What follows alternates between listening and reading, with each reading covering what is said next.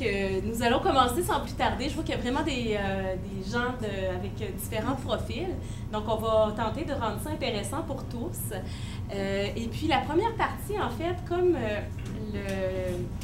le titre le mentionne, c'est vraiment comment utiliser les données probantes pour soutenir l'implantation des dossiers médicaux électroniques. Donc, ça va très bien comme suite à ce que Dr Fortin a présenté tout à l'heure en disant que malgré tous les bénéfices qu'on peut attendre ou les effets neutres, disons c'est moins pire que des effets négatifs, le problème demeure encore aujourd'hui beaucoup en ce qui concerne l'implantation. Donc, ce changement-là qui est à nos portes, certains l'ont réalisé, d'autres sont en train de le vivre et d'autres sont en train de contempler, si on veut. C'est un petit peu, en fait, une recension des écrits qu'on a faits.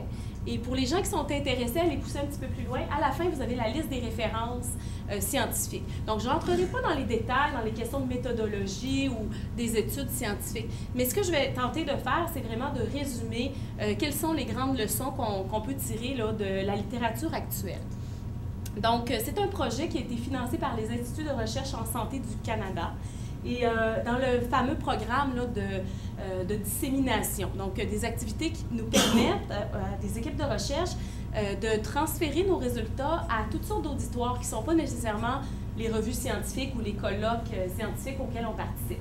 Et c'est un projet, bien entendu, en collaboration avec des collègues, dont Dr Fortin, Dr France Desgaret, Dr Claude Scott et Niki Shah. Donc, ce sont des experts, chacun dans leur domaine. J'étais vraiment très bien entourée. Et, bien entendu, également la collaboration de courtiers de connaissances. Donc, Régent Roy qui est ici présent et Eliette Damour, sa collègue.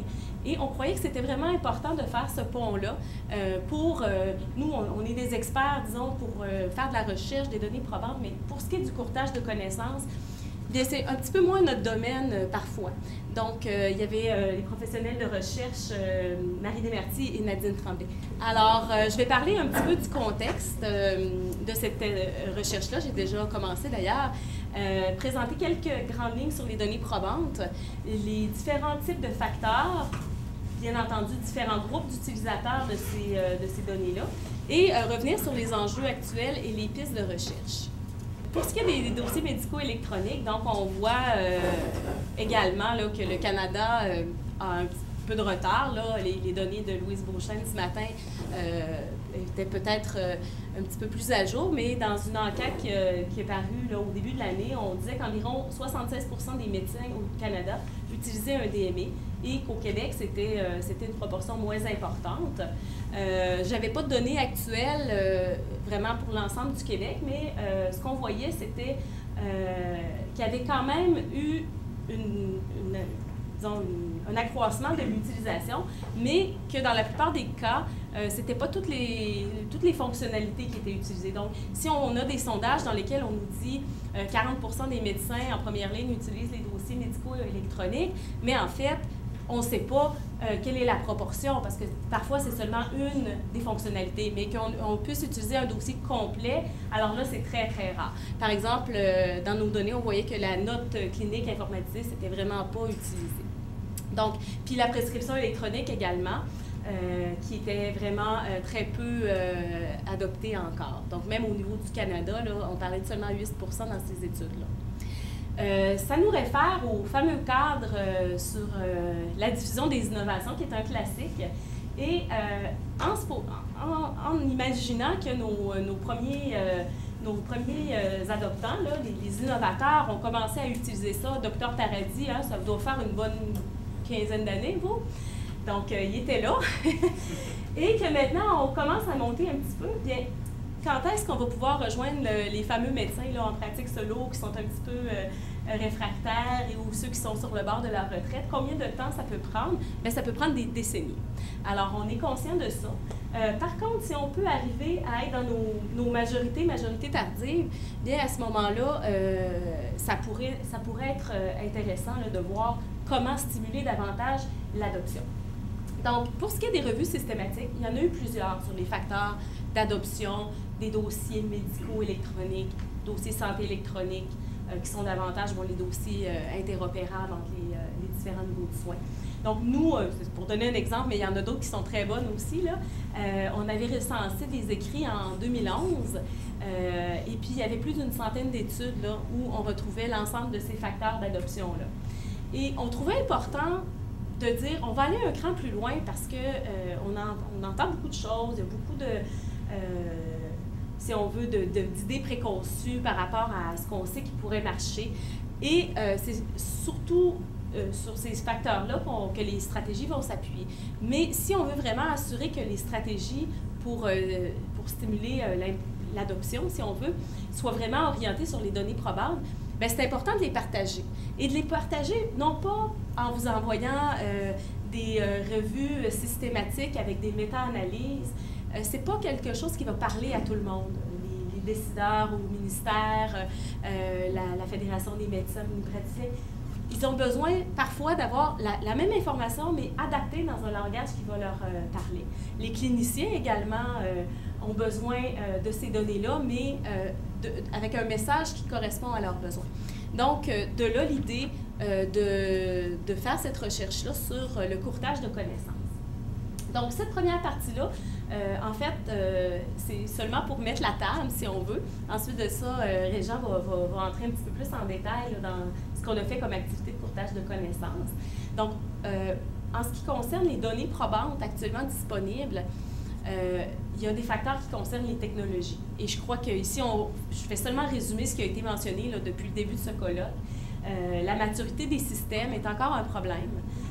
Les systèmes ont encore beaucoup de difficultés à se parler. Et des choses qu'on pense faciles ou prises pour acquis, ça ne se fait pas. Alors, les gens sont un petit peu étonnés qu'en 2013, là, il y ait des éléments qui ne soient pas réalisables dans nos systèmes.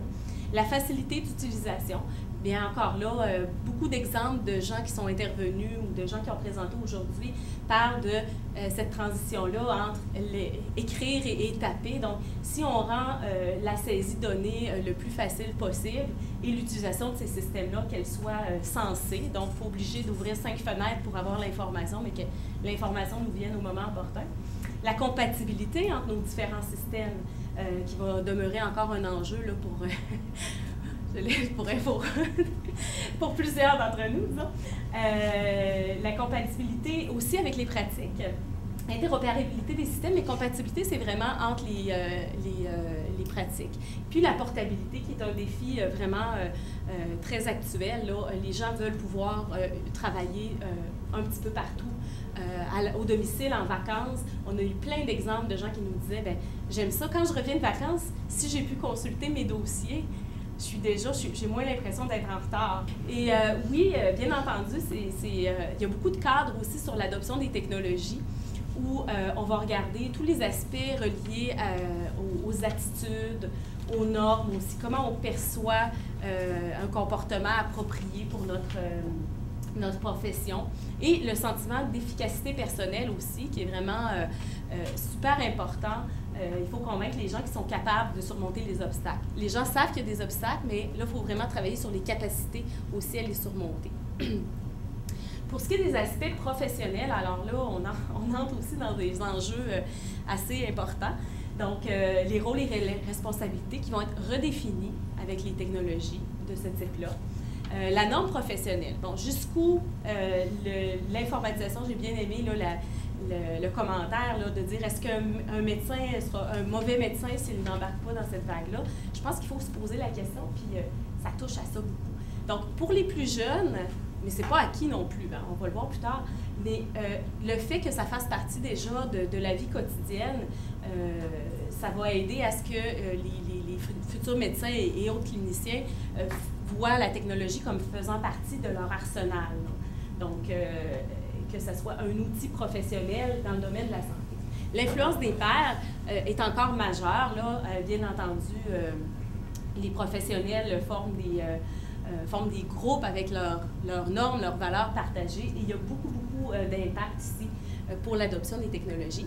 Et de plus en plus, bien, la collaboration interprofessionnelle a, dans certains cas, même poussé.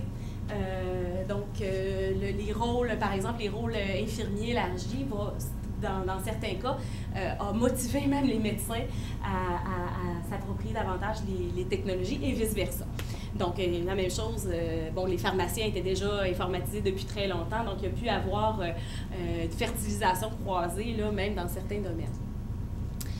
Pour ce qui est des éléments organisationnels, bon, on parle des facteurs plus reliés à la culture des organisations, le leadership, la vision des organisations, bien entendu, mais aussi reliés aux structures. Donc, est-ce que tout est en place dans l'organisation pour soutenir l'implantation, les ressources, le soutien au changement? On répète toujours ces mots-là, mais c'est parce qu'ils sont réellement importants et on l'a encore mentionné dans les commentaires, d'avoir des champions. Et si on n'en a pas, qu'est-ce qu'on fait? Donc, on sait en théorie qu'est-ce qui pourrait marcher, mais de là à le rendre concret là, dans des stratégies, c'est pas toujours évident. Il y a une espèce d'écart. L'environnement sociopolitique s'est amélioré, c'est ce qu'on peut dire maintenant. Il y a eu beaucoup de va-et-vient, mais on sent là, que 2013, on dirait qu'il y a une tendance beaucoup plus ouverte et favorable et intégratrice là, pour ce qui est des courants sociopolitiques ou des environnements externes. Vraiment, il y a des courants favorables en ce moment qui sont en place. Pour ce qui est des lois et des éléments de déontologie, donc il y a encore toujours une marge, là, il faut toujours essayer de voir parce que ce sont des éléments de base fondamentaux et il faut s'assurer que ça suit, que c'est les avancées technologiques et pratiques, là, ce qu'on met en place, bien, est-ce que les lois et les règlements sont adaptés? Donc ça, il n'y a pas de miracle, là. Toutes les études le disent, il y a vraiment un consensus énorme dans la littérature. Et bon, on a abordé aussi les coûts, mais très brièvement, là, parce que là, c'est encore, Dr. Forter en a parlé tout à l'heure aussi, les façons de les mesurer, les coûts, on est encore très loin dans un système de santé publique comme au Québec pour quantifier de façon monétaire nos interventions. Donc, il y a beaucoup de rattrapage encore à faire ici. Les incitatifs et le remboursement sont majeurs également. Bien entendu, il y a des programmes en œuvre, en place. Est-ce que ce sont les bons programmes? Est-ce qu'ils ont les effets escomptés? Donc, et tous les bénéfices qu'on attend et que, bon, avec les présentations qu'on a eues ce matin aussi à Inforoute, on commence à pouvoir quantifier de façon monétaire. Il y a 4-5 ans, c'était pratiquement impossible, mais maintenant, on commence à avoir plus de données probantes aussi au niveau économique. Donc, pour ce qui est des enjeux principaux, suite à l'état des connaissances actuelles, des données probantes, donc on peut se poser la question de comment réussir à avoir une vision multidimensionnelle. Parce que ces facteurs-là, on les a classifiés en différentes catégories, mais de façon globale, comment on pourrait s'y attarder, pas un par un, mais de manière beaucoup plus structurée parce qu'ils sont interdépendants, en effet. On ne peut pas penser à un soutien organisationnel si les gens ne sont pas déjà convaincus et motivés. Donc, parce qu'une organisation, ben, c'est des gens. Et on ne peut pas penser à ce que l'organisation s'implique si le gouvernement ou les lois ne le rend pas possible dans les cadres actuels. Donc, c'était ça vraiment notre question de recherche. Comment faire pour pousser cette vision-là, mais de manière à considérer l'ensemble des facteurs.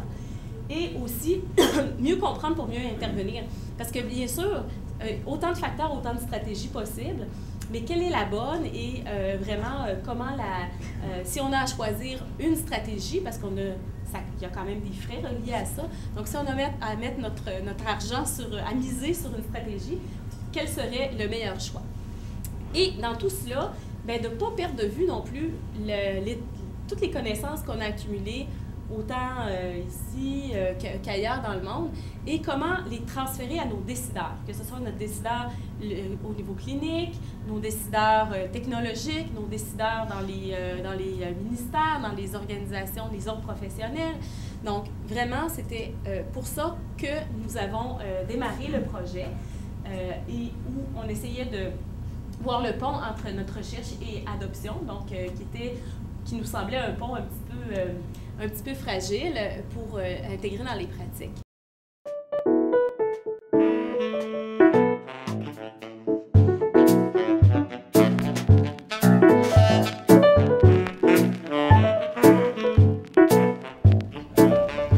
Encore une fois, le but de l'opération, c'était de faire en sorte que des pratiques les pratiques qui sont basées, c'est-à-dire les pratiques dont on sait scientifiquement qu'elles fonctionnent, quand vient le temps d'implanter des DME dans les cliniques, faire en sorte que ces pratiques-là soient connues des médecins qui auront à implanter un DME dans leur clinique. Alors, une partie de l'opération, ça consistait à transférer de l'information sur ces pratiques-là, dont on sait sur le plan scientifique qu'elles sont valables. Puis c'était aussi de faire en sorte que, je dirais,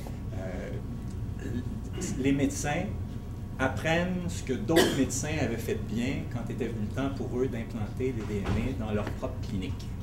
Alors, on a fait deux choses. D'un côté, on a regardé ce qui se disait dans les écrits scientifiques sur les pratiques exemplaires en matière d'implantation. Puis d'un autre côté, bien, on est allé voir des médecins qui avaient fait l'implantation de DME dans leur clinique pour voir comment ils s'y étaient pris. Ce qui fait qu'on a deux types de... On a transféré véritablement au cours de ce projet-là deux types de renseignements, deux types de données, deux types d'informations. Puis on a essayé de le faire comment? On a essayé de le faire par le truchement de différents outils, différents moyens. La première chose qu'on a faite, c'est qu'on a participé à l'organisation des ateliers que la FMOQ a créés dans le cadre du programme d'appui à l'implantation de DME dans les cliniques. Alors, au départ, ce n'était pas ça la stratégie qui était prévue. Nous, on devait créer notre propre série d'ateliers. À l'époque, ça, c'était pas sur le radar. Et puis, tout à coup, pouf, on est en train de créer nos propres ateliers, puis le contenu. Et puis, on apprend que le ministère a donné des sous à la FMOQ pour créer ces ateliers. Alors, on n'était pas vraiment pour créer notre propre série d'ateliers qui aurait concurrencé les ateliers de la FMOQ. On s'est joint à la FMOQ et puis on a essayé de les amener à tenir compte de l'information que nous, on voulait bien transmettre. Donc, il y a eu une série d'ateliers organisés par la FMOQ. Il y en a eu 6 ou 7, je ne sais plus combien, là, en 2012-2013. On a participé à tous ces ateliers-là en faisant l'évaluation des perceptions des médecins qui ont participé. Puis Marie-Pierre en parlera un petit peu plus avant dans quelques instants. On a participé aux ateliers. C'était une première façon de transférer de l'information. La deuxième chose qu'on a faite, c'est qu'on a créé des synthèses d'articles scientifiques. Alors, il y avait cette littérature-là, entre guillemets. On a commencé à regarder ce qu'il y avait dedans. Puis on a essayé de faire des petits articles, vous savez, des trucs qui se lisent relativement bien, puis qui, justement, porteraient sur, comment dire, les comportements que les médecins devraient adopter pour implanter les DME chez eux. Création de synthèse d'articles scientifiques. On a produit des capsules vidéo. Quand je vous disais, on voulait savoir ce que certains médecins avaient fait pour implanter le DME avec succès chez eux, bien, on est allé les voir, ces médecins-là. Alors, on est allé voir 6 médecins, dont le docteur Paradis. On est allé également voir des médecins dans la région de Montréal. Puis à chaque fois, ce qu'on faisait, c'était essentiellement discuter avec eux pendant une heure et demie, de la manière dont ils s'y étaient pris, eux, pour implanter un DME chez eux. Et puis, à la fin, ce qu'on faisait, c'est qu'on prenait cette information-là, puis on la découpait en petites capsules, là, pas trop longues, qu'on a mises sur YouTube. Alors, vous pouvez voir, par exemple, tel médecin qui va parler de la manière dont il s'y est pris pour former les autres médecins de sa clinique à l'utilisation des DME. C'est quoi les bonnes stratégies, selon lui? Ce n'est pas nécessairement des pratiques éprouvées sur le plan scientifique, mais ce sont certainement des pratiques qui ont marché dans un milieu particulier. On a rédigé des études de cas. Je vous ai dit qu'on a vu 6 médecins. Alors, à chaque fois, on allait chez eux, on posait des questions, et puis à la fin, on écrivait un petit document de quelques pages sur la manière dont l'implantation s'était faite. On a fait des présentations, on en a fait une à Drummondville cet été, on en fait une aujourd'hui, on est supposé, on veut en faire une au ministère dans quelques temps. Alors des présentations où justement on dit le genre de choses qu'on dit aujourd'hui. Et puis finalement, on a mis en place un blog. C'était pas quelque chose qui, si mon souvenir est bon, était prévu au départ, mais la grande question qui se posait, encore une fois, c'était, bien, on développe l'information, puis il faut bien la transmettre d'une manière ou d'une autre. Comment on pourrait faire ça? Bien, une façon pour nous d'assumer un certain contrôle sur l'opération, c'était certainement de créer un blog. Et puis, c'est ce qu'on a fait. On a créé un blog qui s'appelle infodme.org, qu'on a commencé à créer, je dirais, l'automne dernier, et puis sur lequel on a basculé les contenus dont je vous ai parlé il y a un instant, les vidéos dont je vous parlais il y a un instant, et puis d'autres choses. Là, par exemple, s'il y avait un article de journal à un moment donné qui portait sur l'implantation des DME, ça paraissait intéressant, on le mettait là-dessus. Alors, je dirais de septembre à juin, juillet, là, cette année, on a pris de l'information et on l'a basculé là-dessus. Donc, si vous allez sur ce site-là, en principe, vous allez trouver des choses que vous pourriez trouver intéressantes sur la question de l'implantation des DME. juste pour vous montrer, ça c'est un exemple d'étude de cas. Alors on a rencontré une médecin de Chibougamau, pardon, effectivement, elle nous a raconté comment les choses se passaient chez elle, et puis ce qu'on a ici, c'est le résultat qu'on peut trouver sur InfoDME, et puis ça c'est un extrait d'une vidéo d'une dizaine de minutes où on explique comment ça se passe, un DME, l'utilisation d'un DME dans la clinique, une clinique de Montmagny. Alors ici, on voit une infirmière là, qui nous raconte c'est quoi son travail d'infirmière à elle, maintenant que le DME a été implanté chez elle. Alors, ce sont des contenus bien intéressants. Je le dis ici, puis c'est peut-être la partie la plus intéressante de tout ça maintenant pour vous. C'est quoi les défis, c'est quoi le type d'obstacles qu'on a pu rencontrer en cours de route? La première chose que je voudrais dire, c'est donc que le programme du gouvernement est mis en œuvre à partir de l'automne dernier. La FMOQ va commencer également ses ateliers à partir de l'automne dernier. Ce qu'on peut dire, c'est que avec les ateliers, ben, on a assurément touché peu de monde. Les ateliers de la FMOQ ont attiré, je ne sais plus, peut-être 90, 100, 110 personnes en tout. Il y a beaucoup plus de médecins que ça au Québec, ce qui fait que le type d'effort qu'on a mené, ben, ça touche relativement peu de monde. Hein. Ce n'est pas en y allant comme ça, là, à coup d'atelier, qu'on va sensibiliser ou former l'ensemble des médecins du Québec. Il y a des limites à cette approche-là si on veut amener ou transférer les pratiques exemplaires dont je parlais il y a un instant. Lors des ateliers, on a rejoint, qui ont été tenus à Montréal et puis à Québec, bien, ce qu'on a rejoint essentiellement, c'est des médecins qui étaient à Montréal, à Québec, ou près de Montréal puis près de Québec. Alors, les médecins qui étaient beaucoup plus loin, bien, ils n'ont pas nécessairement été atteints de cette manière-là. Alors, si on refaisait d'autres ateliers, on aurait probablement le même résultat, à moins que, justement, on se mette à se promener, hein, Gatineau, Bas-Saint-Laurent, etc. Le résultat serait le même si on continue de faire ça à Montréal ou à Québec. Les médecins, je le dis en bas, ils ont peu d'occasion de discuter de ce dossier important entre eux, puis pendant que nous, on s'efforçait de faire de la sensibilisation et de la formation, bien, on l'a constaté. Les médecins arrivaient dans un atelier, et puis pendant l'atelier, qui était très intéressant, bien, ils entendaient des choses fort intéressantes qui étaient dites sur l'implantation. Ils entendaient généralement un médecin qui parlait de la manière dont ça s'était passé dans sa clinique. Puis après ça, bien, ils retournent chez eux, puis voilà.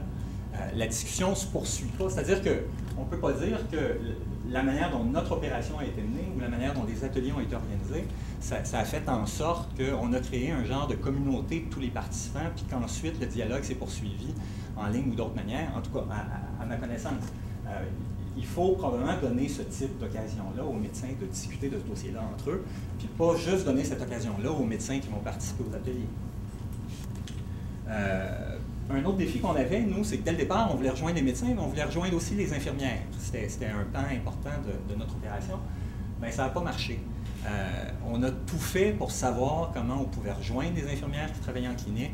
On n'était pas capable d'avoir de liste de noms, on n'était pas capable de savoir à quel forum on pouvait bien se présenter pour rejoindre ces personnes-là. Puis c'est pas parce qu'on n'a pas essayé, là, mais le résultat à la fin, c'est que ben, on n'a pas vraiment parlé aux infirmières, même si on voulait le faire. Parce que les infirmières, évidemment, sont une clé. Les infirmières qui travaillent dans les cliniques ce sont des personnes importantes si on veut réussir un projet d'implantation, de la même manière que le personnel administratif joue un rôle clé dans le succès d'une stratégie d'implantation. Alors, en théorie, il aurait fallu rejoindre ces gens-là, puis on n'a pas vraiment pu le faire, nous. Dans les ateliers, il y avait généralement des médecins. Certains venaient avec leur assistante, peut-être des infirmières, je ne me souviens plus trop, mais je dirais que la majorité du temps, ben, c'était un médecin seul qui arrivait et puis qui écoutait. Puis, ce qui fait que je dirais que, à ma connaissance, dans l'année qui vient de passer, on n'a pas vu d'effort où justement on tenait compte à la fois des préoccupations des infirmières puis celles des employés administratifs. Ils n'ont pas vraiment été mêlés à toutes ces discussions-là. Ce qui fait que une solution pour relever ce type de défi-là, puis c'est celle sur laquelle on est en train de travailler, celle à laquelle on réfléchit, bien c'est, mettons, de prendre notre blog, puis de le transformer, ou de prendre un autre outil, puis faire en sorte que ce qu'on a, c'est moins quelque chose qui fonctionne dans un sens, là, hein, où on prend de l'information, puis on la garoche, puis on espère que quelqu'un va la consulter. Juste pour vous dire, le blog qu'on a créé, à ma connaissance, là, aux dernières nouvelles, on avait peut-être eu 5 000, 6 000 visites dessus, là, en un an. C'est beaucoup, puis c'est pas beaucoup. On parle de peut-être une vingtaine, trentaine de médecins par mois qui venaient jeter un coup d'œil, télécharger quelque chose. Puis, mais cette opération-là n'a pas été menée avec la fanfare qu'elle aurait pu avoir parce que justement, il aurait fallu plus de publicité. La FMOQ avait un lien sur son site qui disait si vous voulez de l'information, allez sur Info DME, vous pourrez trouver ça. Mais on n'a pas vraiment travaillé, parce que ce n'était pas nécessairement le but là, à cette époque-là, on n'a pas nécessairement travaillé avec le ministère, ce qui fait que le ministère n'a pas fait connaître le site. Sinon, le faire connaître, c'est pas nécessairement simple. Donc, le site n'a pas eu le retentissement qu'il aurait pu avoir. On voudrait qu'il en ait plus. Donc, je reviens à ce que je disais. Premièrement, faire en sorte que ce qu'on met à la disposition des médecins, des infirmières, des autres employés, ce sont vraiment des espaces, appelons-les, virtuels de formation d'accompagnement. Alors, ils vont là, puis ils trouvent du matériel qui va les sensibiliser, du matériel qui va les informer sur des questions bien particulières, puis un environnement où tout fonctionnerait de manière mais tellement facile que personne n'aurait d'excuses pour ne pas y aller, puis pour les utiliser. Animation, évaluation réalisée par des acteurs du milieu. Alors, les champions, on se disait, ils peuvent intervenir là. Puis il y a des chercheurs qui sont en appui de tout ça. L'avantage d'une communauté comme celle-là, c'est qu'évidemment, pendant que la communauté fonctionne, les chercheurs, eux, ils peuvent ramasser plein de données là, sur les besoins, sur la façon dont les médecins participent. Puis cette information-là, elle peut être remise dans le système pour faire en sorte que le processus d'implantation s'améliore encore. Puis évidemment, possibilité de commencer avec un pilote régional, pas obligé de commencer à grande échelle, on pourrait commencer avec une petite région puis voir si tout ça marche ou si effectivement on rencontrerait le type d'écueil que vous avez malheureusement très bien décrit. Alors, de quoi ça pourrait avoir l'air? De ce qu'on avait en tête, c'est quelque chose comme ça. Là, ça, c'est basé sur un truc que moi j'ai utilisé aux États-Unis. Alors, ici, la composante formation, alors, la façon dont ça marche, c'est il y a des semaines, quelqu'un arrive, la deuxième semaine, mais qu'est-ce qui se passe cette semaine? Puis il y a des contenus. C'est pas un genre de visuel très difficile à utiliser, comme je le disais. Il y a des vidéos à regarder. On pourrait imaginer que la vidéo à regarder ici, c'est celle d'un médecin qui parle d'un thème bien précis, là, comme la formation des gens qui vont utiliser le DME dans ma clinique. Donc, il y a des thèmes, on peut regarder des vidéos, lire des contenus. Ça, c'est la composante formation, mais comme vous le voyez à droite, là, il y a une composante, puis c'est probablement la plus importante ici, la composante, communauté, où les gens interviennent, réagissent à ce qu'ils voient, et puis peuvent créer des petits groupes de discussion, des sous-groupes de discussion. Nous autres, on a le goût de parler de formation, justement, où nous autres, on a le goût de parler de la problématique bien particulière de ce qu'on vit dans une région éloignée, etc. Donc, deux composantes, formation, collaboration. Mais encore une fois, je pense que ce que vous avez dit est bien reçu. Là. Comme je le disais, c'est le genre de projet qu'on voudrait proposer. Et puis, on continue d'y réfléchir. Et puis, dans les semaines qui vont venir, ça va continuer de se mettre en place. Donc, toutes les bonnes idées sont bienvenues pour nous aider à peaufiner ce projet-là, puis éventuellement le réorienter. Ça met fin à ma présentation.